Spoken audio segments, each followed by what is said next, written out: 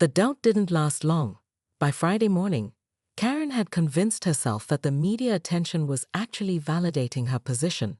If people were talking about it, that meant it was an important issue. She was a pioneer, fighting for community standards in an increasingly chaotic world. That's when she noticed the sign. Maria Martinez was in her front yard, hammering a professional-looking placard into the ground. Crystal Clear PO House. Professional cleaning services. Call Maria. Karen marched across the street, her fury building with each step. You can't run a business out of your home. Article 12.2 clearly prohibits commercial activities in residential areas. Maria looked up from her sign, not even trying to hide her smile. Actually, I checked with the city. Home-based businesses are perfectly legal as long as they don't create excessive traffic or noise. This is about the pool thing, isn't it? You're doing this to spite me. I'm doing this because 3 families have already asked me to clean their pools, and I realized there's a real market for it. Maria's expression grew more serious. Karen, what's really going on here? This isn't about pool cleanliness. What are you actually afraid of? The question hit Karen like a slap. I'm not afraid of anything. I'm protecting our community. From what? From people taking care of their properties. From neighbors helping each other. From change? Karen opened her mouth to respond, but no words came. She stood there, staring at Maria, feeling something crack inside her chest. That afternoon, Karen did something she hadn't done in years. She called in sick to her part-time job at the insurance office and spent the day walking around the neighborhood, really looking at it for the first time in months. The Martinez pool was beautiful, there was no denying it. But so was the garden they'd planted around it, and the way their children's laughter echoed across the water.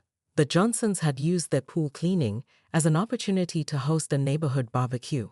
The Patels had installed underwater lights that created a magical glow in the evenings. What Karen saw wasn't a community under threat. It was a community coming together, beautifying their shared spaces, taking pride in their homes.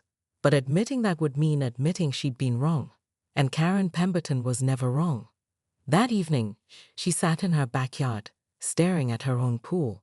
The water was green around the edges now, with a thin film of algae starting to form. A few leaves floated on the surface. It looked exactly like what she'd been advocating for: natural, lived-in, realistic. It looked awful. Richard joined her on the patio, bringing her a glass of wine. The HOA board called an emergency meeting for tomorrow night, he said gently. They want to discuss your position as president. Karen's stomach dropped. They can't remove me. I've been president for 6 years. They can if they vote no confidence. Karen, you need to think about what you really want here. I want to maintain community standards. No, Richard said, sitting beside her. I think you want to control something in a world that feels out of control. But you can't control other people, Karen. You can only control yourself. That night, Karen lay awake staring at the ceiling, Richard's words echoing in her mind. For the first time in years, she began to question not just her position on pool cleanliness, but her entire approach to community leadership. The next morning brought a new challenge that would test everything she thought she knew about herself. Within a week, Sunset Meadows had become ground zero for the cleanest pool competition in the county. Karen watched in horror as one by one, her neighbors' pools transformed into pristine aquatic showcases. The Hendersons hired a professional cleaning service. The Patels installed a new filtration system. Even elderly Mrs. Chen, who hadn't used her pool in 3 years, suddenly had it gleaming like a mirror. Karen's own pool, which she deliberately kept at regulation murkiness, now looked like a swamp by comparison. She stood in her backyard, staring at the slightly green water, feeling like a general who'd lost control of her troops. This is what happens when standards slip, she told her husband, Richard, who was hiding behind his newspaper. Give people an inch, and they take a mile. Maybe you should just clean the pool, Karen, Richard suggested without looking up. Absolutely not. Someone has to maintain standards. Someone has to be the voice of reason. But Karen's resolve was about to face its biggest test yet. That afternoon, she received a call from Channel 7 News. Mrs. Pemberton, this is Jessica Chen from Action News. We've received several tips about an unusual HOA dispute in your neighborhood. Something about pools being too clean? Karen's heart raced. This was her chance to explain her position to a wider audience. Yes, I'd be happy to discuss the importance of community standards. Great, we'll be there at 4 o'clock with a camera crew. At exactly 4 p.m., Karen stood in her front yard, having changed into her most professional blazer. The reporter was young, probably fresh out of college, with the kind of eager smile that made Karen immediately suspicious. So, Mrs. Pemberton, can you explain why you're against clean pools? I'm not against clean pools. I'm against excessively clean pools that disrupt community harmony and create unrealistic standards for other homeowners. And what makes a pool too clean? Karen gestured toward the Martinez house. When you can see the bottom tiles perfectly, when the water is so clear it looks artificial, that's when you know someone is going too far. The camera zoomed in on the Martinez pool, then panned to Karen's own murky water. And your pool represents the appropriate level of cleanliness. My pool represents realistic maintenance standards that don't put undue pressure on neighbors. I see. And the community covenant you mentioned, does it actually specify pool cleanliness standards? Karen's confidence wavered slightly. It specifies that all modifications and maintenance should be consistent with community aesthetic standards. But who determines what those standards are? The HOA board, in consultation with community guidelines. And the board voted against your interpretation of these guidelines. Karen's face flushed. The board needs to consider the long-term implications of their decisions. That evening, the story aired during the 6 o'clock news. Karen watched in horror as the reporter's voiceover explained the situation. An HOA president in Sunset Meadows is fighting what she calls excessive pool cleanliness that threatens community standards. The segment included interviews with the Martinez family, who came across as reasonable and confused, and Karen, who looked increasingly unhinged as she defended her position. The internet response was swift and brutal. #Poolgate was trending on local social media within hours. Karen's phone rang, non-stop with reporters, neighbors, and complete strangers calling to express their opinions. But the worst part was Richard's reaction. When she turned to him for support, he just shook his head and said, "Karen, maybe it's time to consider that you might be wrong about this." For the first time in her life, Karen Pemberton began to doubt herself. By Thursday morning, Karen's phone was buzzing with text messages from the HOA group chat. The Martinez pool situation had apparently become the hot topic of Sunset Meadows. "This is ridiculous, Karen," typed Jennifer Walsh from 3 houses down. "Are we really policing cleanliness now?" "It's not about cleanliness," Karen replied, her thumbs flying across her phone screen. "It's about consistency and property values. We can't have some pools looking like resort advertisements while others look normal." But when Karen stepped outside to get her mail, she noticed something that made her blood pressure spike. The Johnsons had apparently taken the Martinez situation as a challenge. Their pool, which had been pleasantly murky just yesterday, was now sparkling like a diamond. "Oh, hell no," Karen muttered, speed walking to their front door. Tim Johnson answered on the first ring, as if he'd been waiting for her. "Hey there, Karen. Beautiful morning, isn't it?" "Your pool, Tim. What did you do to your pool?" "Oh, that old thing. Just gave it a little scrub. You know how it is. When you see your neighbors taking pride in their property, it's inspiring." Karen's eye twitched again. "You're in violation of Article 7.3b. Actually, I checked with my lawyer this morning. Turns out there's no legal precedent for forcing someone to make their pool dirtier. Funny how that works." Behind Tim, Karen could see his wife Susan holding up her phone, clearly recording the conversation. Karen's face flushed. "You're recording me?" "Just documenting our HOA president's unique interpretation of community standards," Susan called out. "For our own protection, of course." That afternoon, Karen called an emergency HOA board meeting. The community center had never seen such a crowd. Half the neighborhood showed up, and the tension was thick enough to cut with a pool skimmer. "We need to address this pool situation before it spirals out of control," Karen announced to the packed room. The Martinez and Johnson families are creating an arms race of pool cleanliness that threatens our community's cohesion. Maybe we should just let people clean their pools however they want, suggested board member Dave Chen, earning murmurs of agreement from the crowd. That's chaos, Dave. Pure chaos. Next thing you know, people will be pressure washing their driveways to an unnatural gleam, or, God forbid, using professional landscaping services. The room erupted in arguments. Neighbors who'd been friends for years were suddenly on opposite sides of the great pool debate of Sunset Meadows. I move that we table this discussion until we can get legal counsel, announced Board Treasurer Linda Kim. I second that motion, Dave said quickly. Karen's face turned red. You can't just table community standards. But the vote was unanimous, 4-1 against Karen. As the meeting dispersed, Karen overheard Maria Martins talking to a cluster of neighbors. You know, I'm thinking of starting a pool maintenance business. Seems like there's a real demand for crystal clear water around here. Karen's hands clenched into fists. This was war. Karen Pemberton stood at her kitchen window, clutching her third cup of coffee of the morning, watching the Martinez family's children splash in their backyard pool. The water was a perfect Caribbean blue, so pristine it looked like liquid glass. Her left eye twitched, a sure sign that her inner HOA alarm was about to sound. That's not regulation pool water clarity, she muttered, already reaching for her phone to photograph the violation.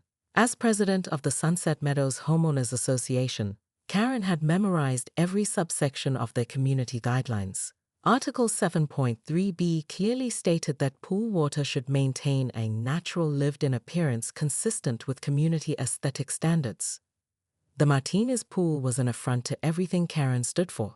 It was too clean. Within minutes, Karen had marched across the street in her terry cloth bathrobe and fuzzy slippers, her hair still in curlers. She rang the doorbell with the persistence of a woodpecker on espresso. Mrs. Martinez, this is Karen Pemberton from the HOA. We need to discuss your pool situation immediately. Maria Martinez opened the door, still dripping from her morning swim. Karen, what's wrong? Your pool is in violation of community standards. It's excessively clean. Article 7.3b requires pools to maintain a natural appearance. Your water is practically glowing. Maria blinked. You're upset that my pool is too clean? I'm not upset. I'm enforcing community standards that keep our property values stable. Karen pulled out her phone, showing Maria the photos she'd taken. Look at this clarity. You can see the bottom tiles perfectly. That's not natural pool behavior. Karen, I just had it professionally cleaned yesterday for my daughter's birthday party. That's exactly the problem. You're setting an unrealistic standard for the neighborhood. What happens when the Johnsons see this and feel pressured to overclean their pool? Where does it end? Maria's husband, Carlos, appeared behind his wife, toweling off his hands. Is there actually a law against having a clean pool? Karen's spine straightened. There's a community covenant that every homeowner signed. Page 47, subsection B. I have a copy right here. She produced a laminated document from her robe pocket because of course she did. This is insane, Carlos said. We're being cited for having a clean pool.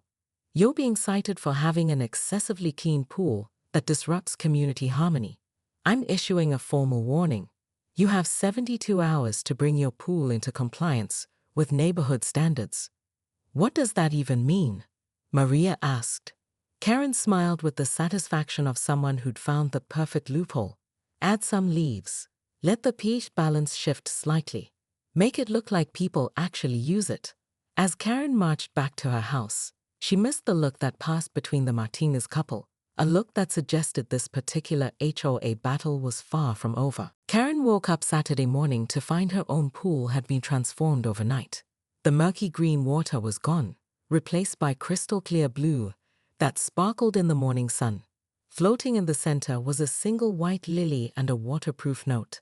Sometimes the best leaders lead by example. Your neighbors. She stood at the pool's edge in her bathrobe, tears streaming down her face. The water was so clear she could see the heart-shaped tile at the bottom. Something Richard had installed when they first moved in 15 years ago. Something she'd forgotten was even there. They didn't do this to humiliate me, she whispered to herself. They did this to help me. The emergency HOA meeting that evening was standing room only. Karen arrived early, having spent the day preparing what she thought would be her resignation speech. But as she looked out at the faces of her neighbors, people she'd lived next to for years, people whose lives she tried to micromanage, she realized she had something else to say. I've been your HOA president for 6 years, she began, her voice steadier than she felt. I thought my job was to enforce rules and maintain standards. I thought I was protecting our community. She paused, looking directly at Maria Martinez. But I was wrong. I wasn't protecting our community. I was controlling it. And there's a difference. Murmurs rippled through the crowd.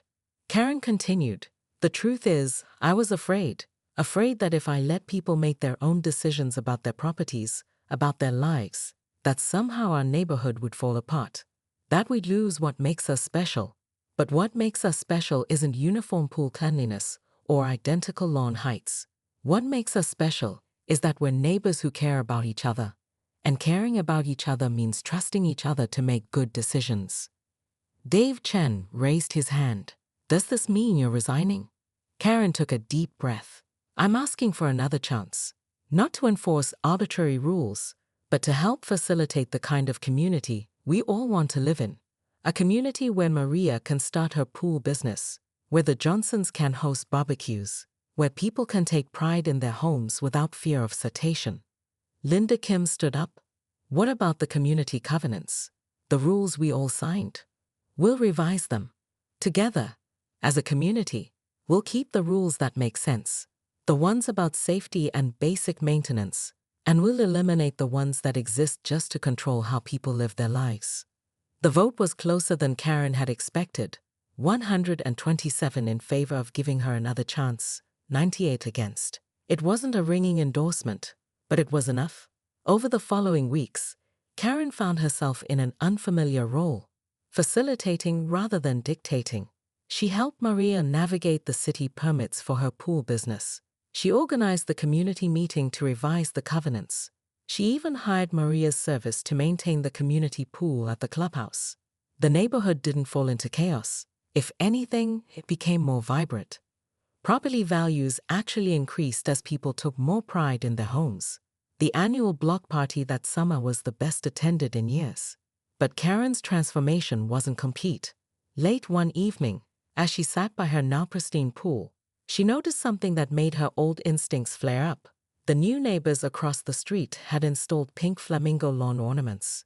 Not one or two, an entire flock of hot pink plastic birds covering their front yard.